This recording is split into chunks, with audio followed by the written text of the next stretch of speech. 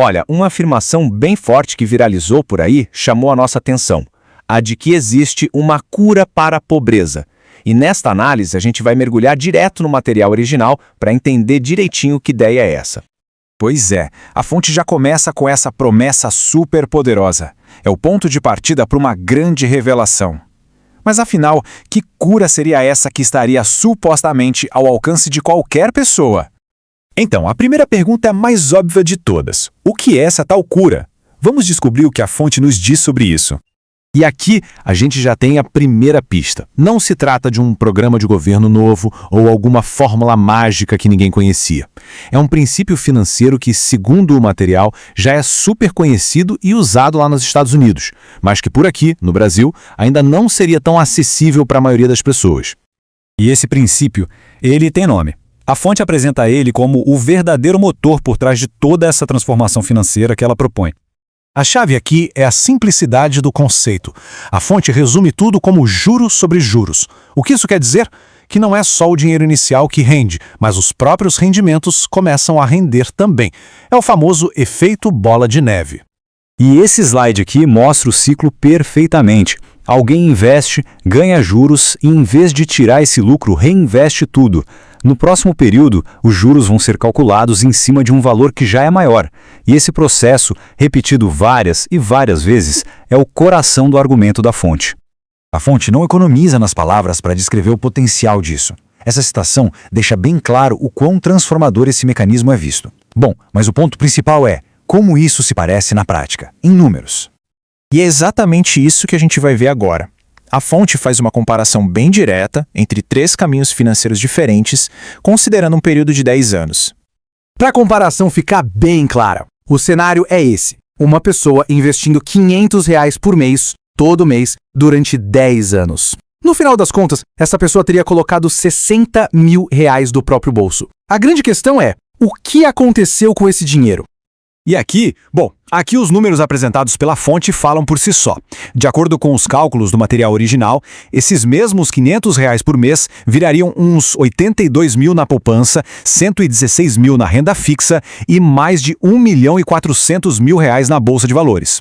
A diferença proposta é gigantesca. Vamos focar na comparação mais extrema só para a gente sentir o impacto. A fonte coloca lado a lado R$ 82 mil da poupança contra mais de 1.400.000 da bolsa. É o tipo de diferença que faz a gente se perguntar na hora: como é que se justifica um retorno tão, mas tão espetacular vindo da bolsa de valores? O número-chave é este aqui. A Fontes baseia todos os seus cálculos numa premissa de que a bolsa pode render 40% ao ano, dizendo que isso se baseia em médias históricas. É essa taxa de retorno que alimenta aquele crescimento exponencial que a gente viu. Claro, a primeira coisa que vem na cabeça de todo mundo é o risco. A gente sabe que o mercado de ações sobe e desce o tempo todo. Como é que a fonte lida com essa questão? Para responder essa pergunta, a fonte recorre a uma citação de Luiz Barsi Filho, um dos investidores mais famosos do Brasil. Essa frase, bem categórica, é usada para defender a ideia de que, com conhecimento certo, o risco pode ser controlado ou, quem sabe, até eliminado. E este slide detalha a justificativa por trás disso. O argumento é que a economia real, que é a base da bolsa, tem uma tendência de sempre crescer no longo prazo. As crises seriam só tropeços temporários num caminho que, no final, é para cima.